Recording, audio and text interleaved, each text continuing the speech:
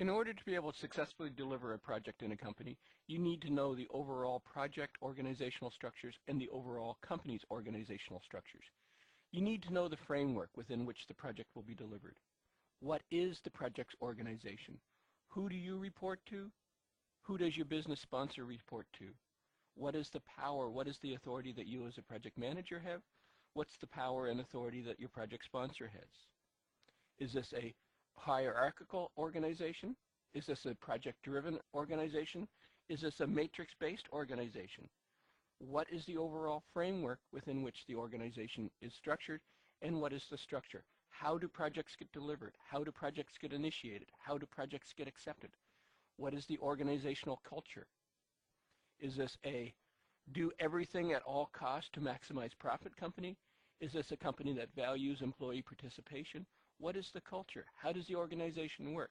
What makes the organization work? What makes the organization successful? You need to be aware of the overall organizational infrastructure, culture, norms, and you need to ensure that your project organizational structure, norms, and infrastructure is consistent with, or at least when it's not consistent with the organizational structures, you have processes in place to deal with those incompatibilities. One of the key elements of ensuring your project is going to be successfully organized is to understand the overall organizational framework. And that begins with the structural framework. What is the project's organization chart? What is the company's organization chart? Who has the power? Who has the authority to ensure that your project gets delivered successfully? You must be aware of the structural organization for your project and for your organization. You must know who reports to who and who has the power, who has the authority. Another key component is the human resource component. In other words, how are employees treated? What is the organizational norm? Are individual and career aspirations more important than specific project and maybe even organizational aspirations?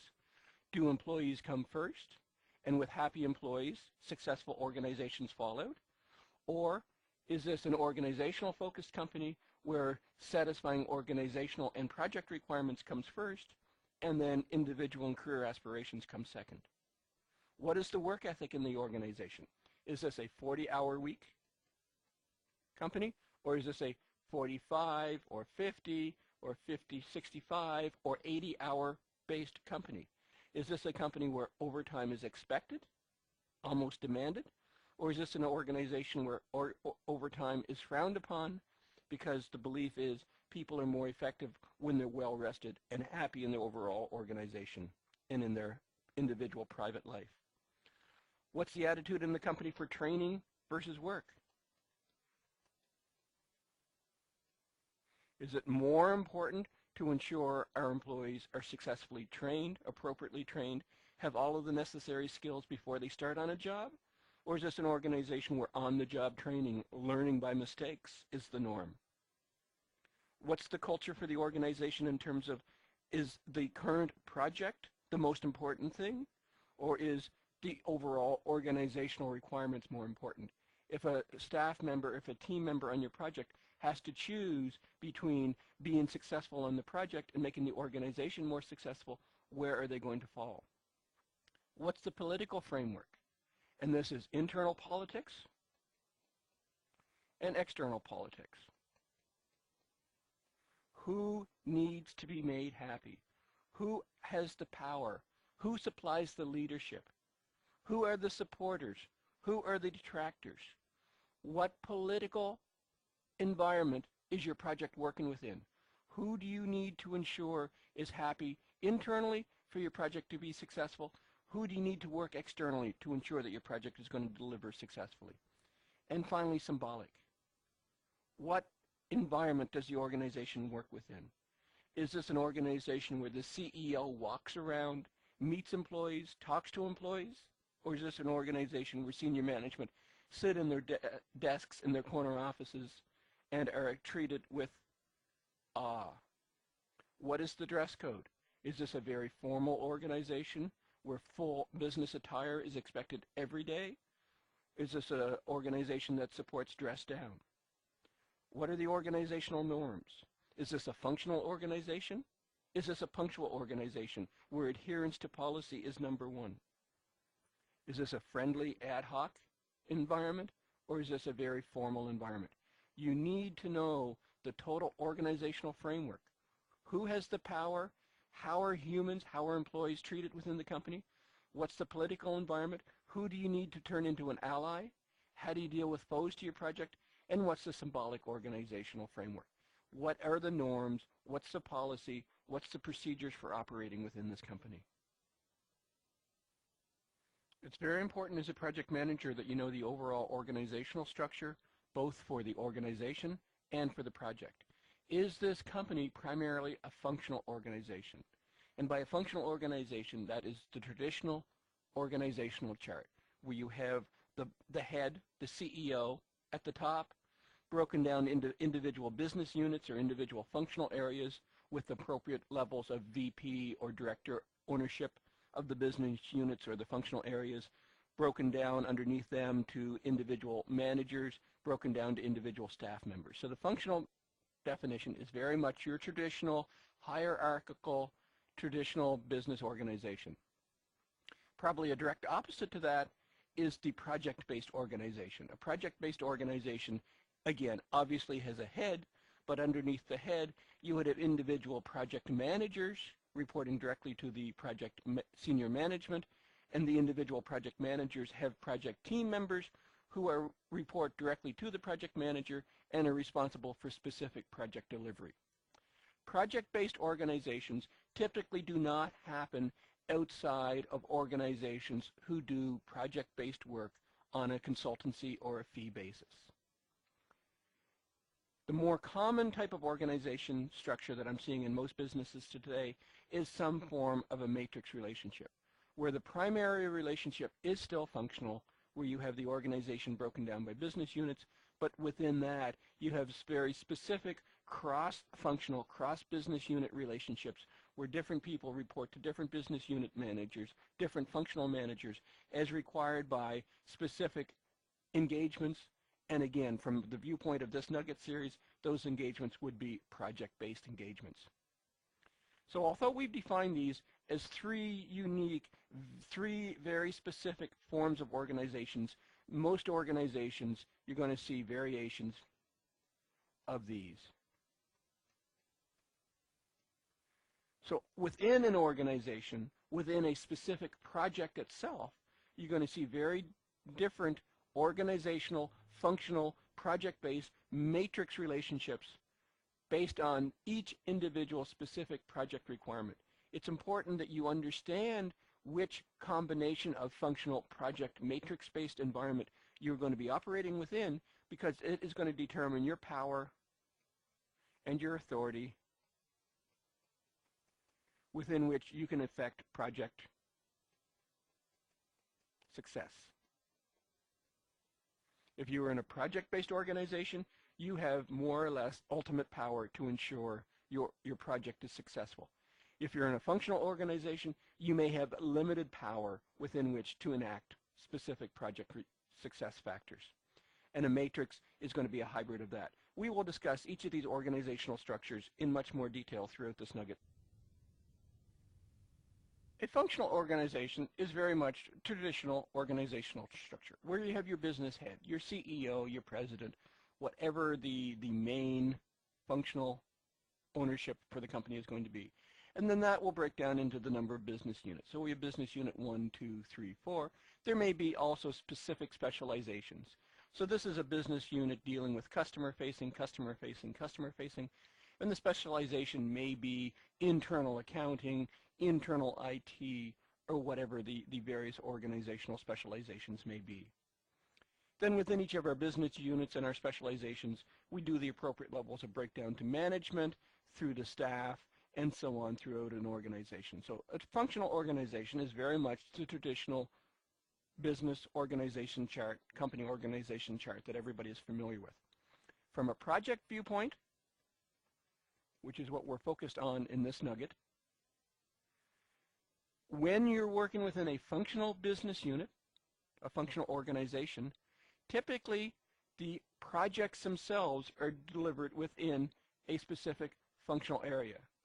So let's assume this business unit has a need for a project. Because we're operating in a functional area, the project itself is traditionally going to be limited to that particular business unit. Obviously, a project needs a project manager, so this line manager gets assigned project management responsibilities as well. And that's one of the key components to project delivery in a true functional environment, is a existing manager takes on the responsibilities of project management. And then within the project team, individual team members, and I'm going to put X's through them, not that they're being eliminated, but to identify that they are being tagged with project delivery responsibilities. So here we have an existing functional manager taken on additional project management responsibilities, and members of that functional organization being identified as the participants, as the team members for the project team. Now, depending on how the functional organization is structured, these team members may be the same as the functional manager, in addition to their normal duties as assigned, have additional project-based responsibilities, or they may be relieved of their routine, day-to-day functional responsibilities and become focused on the project environment. The key to project delivery, as I said, in a functional environment is the project is traditionally delivered within the business function. So this business unit manager retains ownership, retains responsibility for the project, and identifies the entire project team within his or her specific business unit. On first review, a project organization may look very much the same as a functional organization. We still have a business head, the CEO, the president, and reporting to them we have a number of project managers. Within the project managers, we have a breakdown for specific functional managers or line managers. I'm calling them project leads. And then reporting to the project leads are the project staff. So how is this different from a functional organization? The difference being these are direct, focused project managers. These direct reports to the head do not have any functional responsibilities, do not have any business responsibilities. They are bona fide project managers whose only responsibility to the organization is the delivery of projects. Similarly, the project leads do not have other business functional responsibilities. They are focused on project delivery. As well, the project staff themselves are focused on project delivery. So obviously, I think, a project-based organization is 100% focused on project delivery. Project managers are focused, dedicated, committed to individual projects. They do not have any other responsibilities, and the entire team is focused on project-based delivery.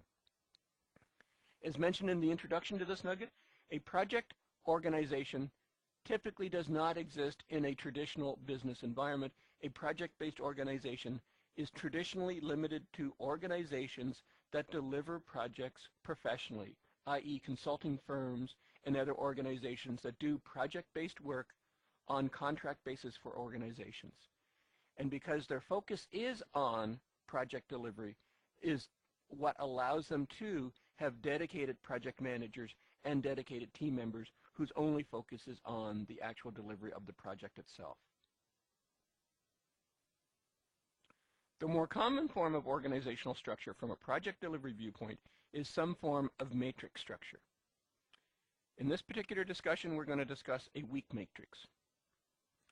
Matrix structures start with traditional functional structure. So this is the same organization chart that we discussed a few minutes ago in terms of the pure functional organization and the functional delivery of projects.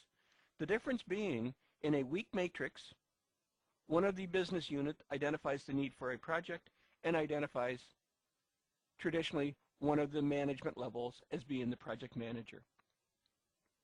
Unlike the functional viewpoint for projects, where all of the staff are taken directly from the business unit, in this case we take a staff, and this staff directly from the business unit that has the project requirement, but we say this particular staff member has skills, has knowledge that is needed for the project, and maybe we need this staff member from this specialization and this staff member and this staff member over here.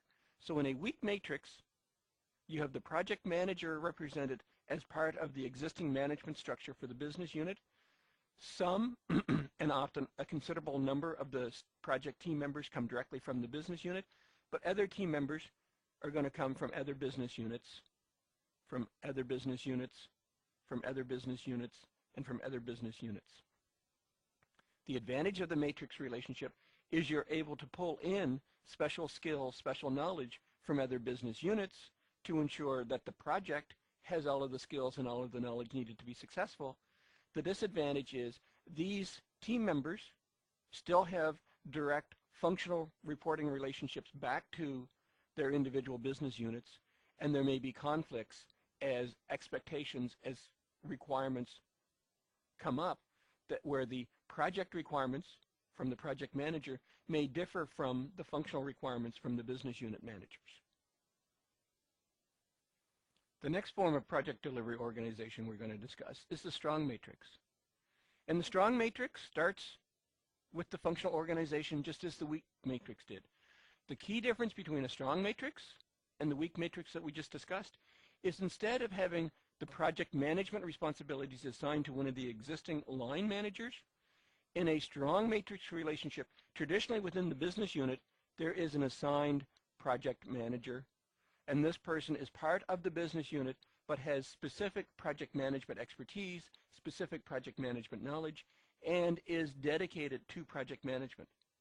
The rest of the weak matrix relationship, or the strong matrix relationship, is very much the same. We bring in team members from various parts of the organization, and we use the appropriate skills from these team members from this business unit and from this business unit and the core team members from this business unit to ensure the project is delivered successfully.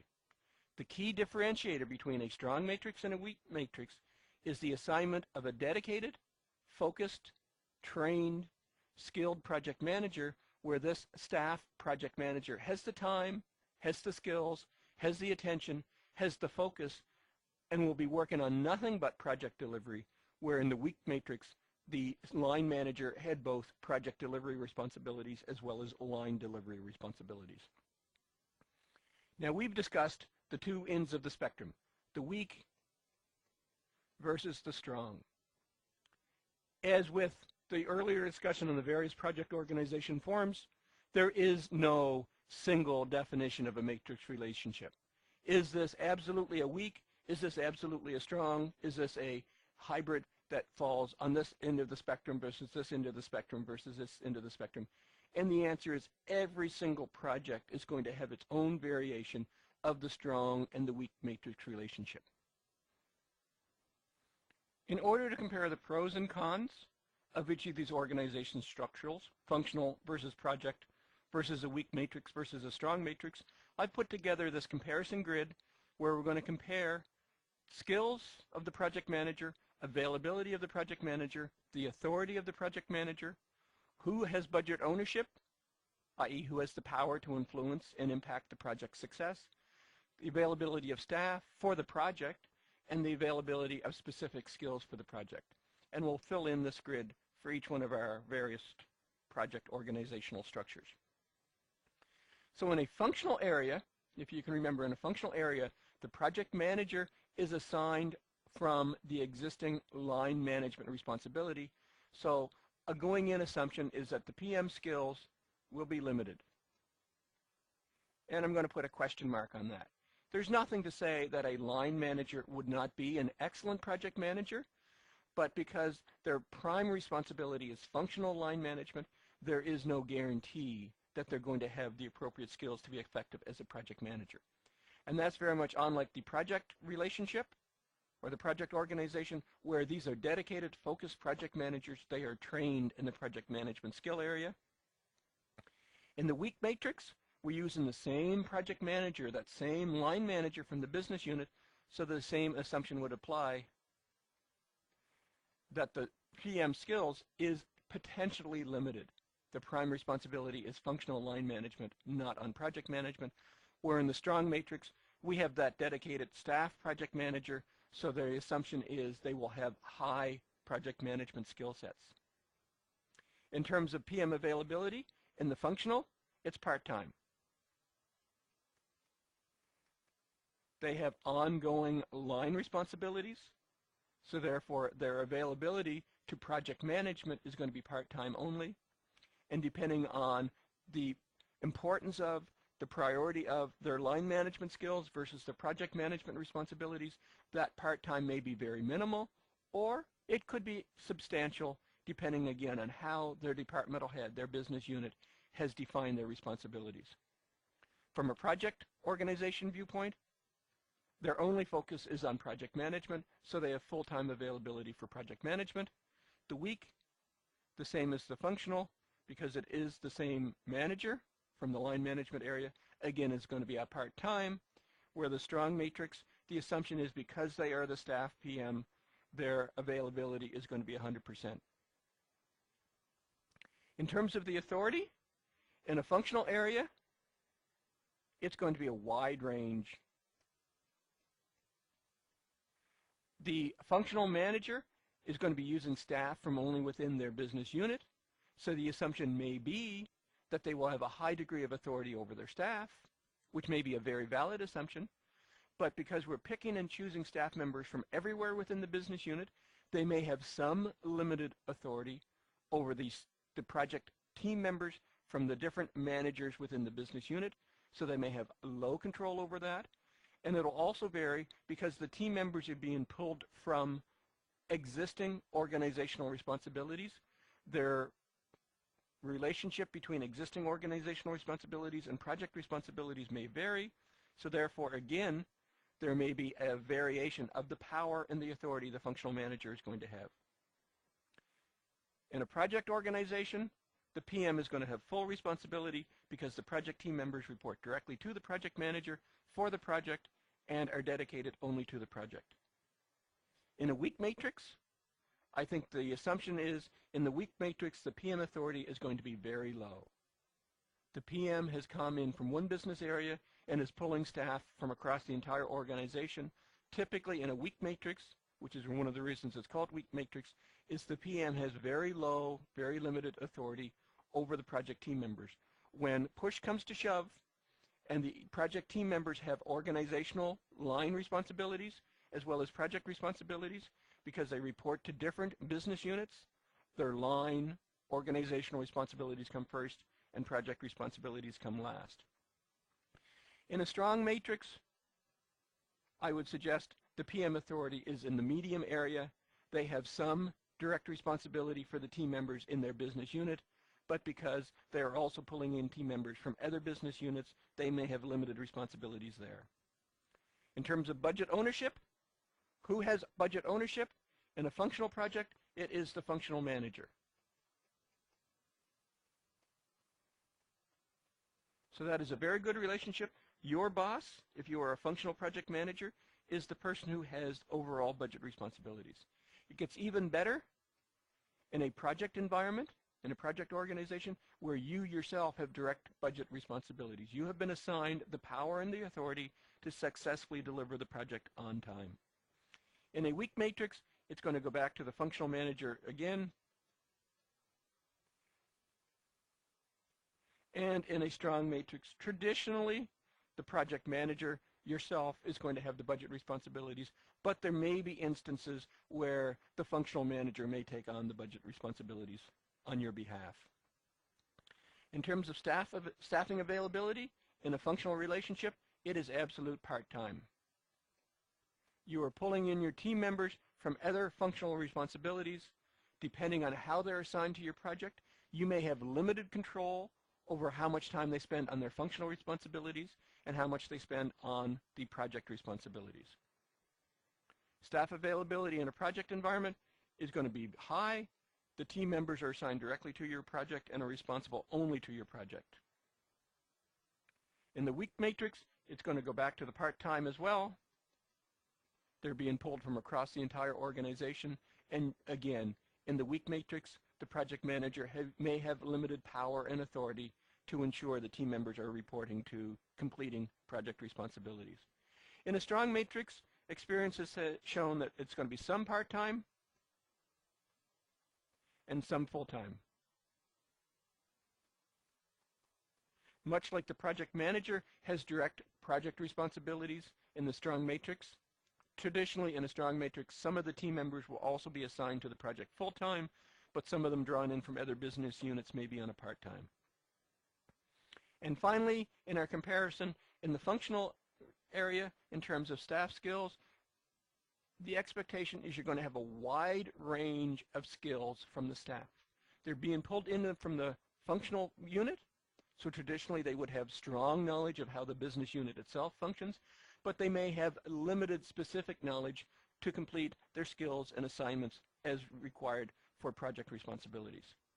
In terms of staff skills from a project viewpoint, it should be high. They are dedicated project team members, picked, chosen, hired to have the skills necessary to be successful in project delivery. In a weak matrix, because you're pulling in across various business units, you're going to have a wide range of skills. Again, skills should be very focused on business knowledge, business unit knowledge and responsibilities, but may be varied in terms of direct skills related to project delivery, and the same will apply in the strong matrix. It may be a little more focused because, again, if you're having some full-time staff, but the expectation is in a strong matrix, you will have a wide range of skills.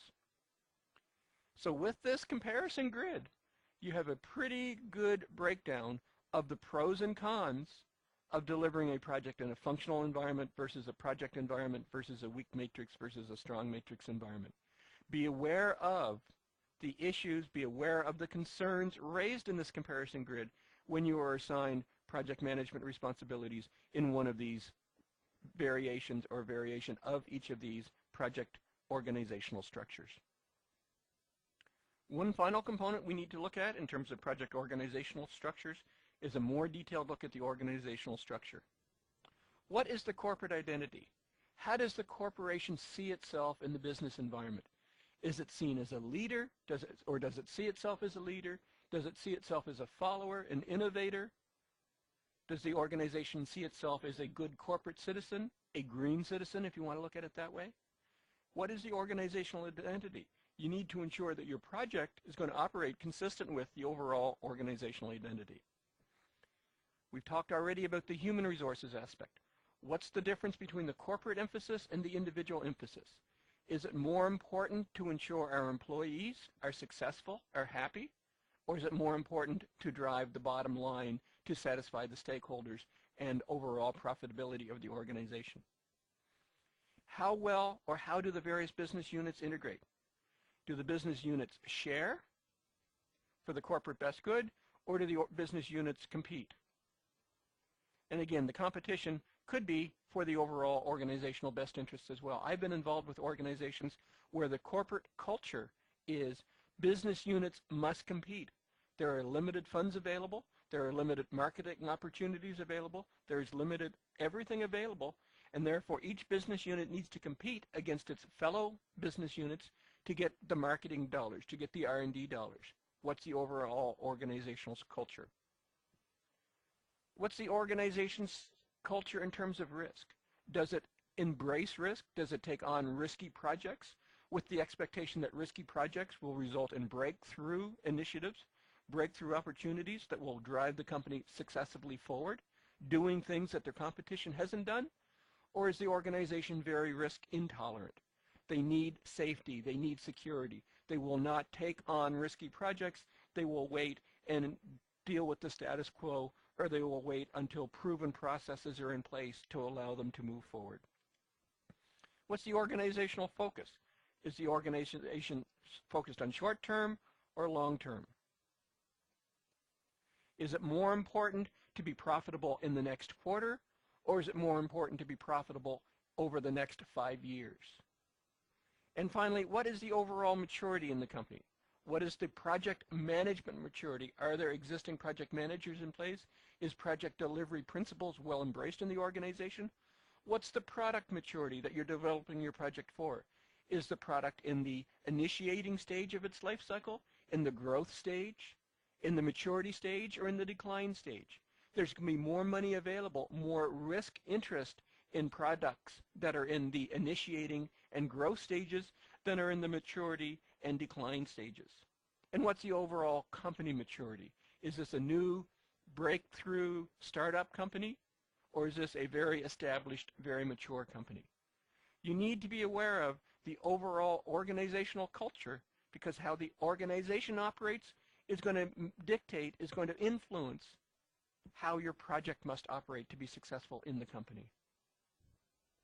In this nugget, we focused on project organizational structures.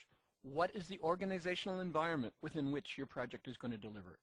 We talked about the framework, the organization structure. Is your project being delivered in a functional organizational structure, a project-based organizational structure, a matrix-based organizational structure?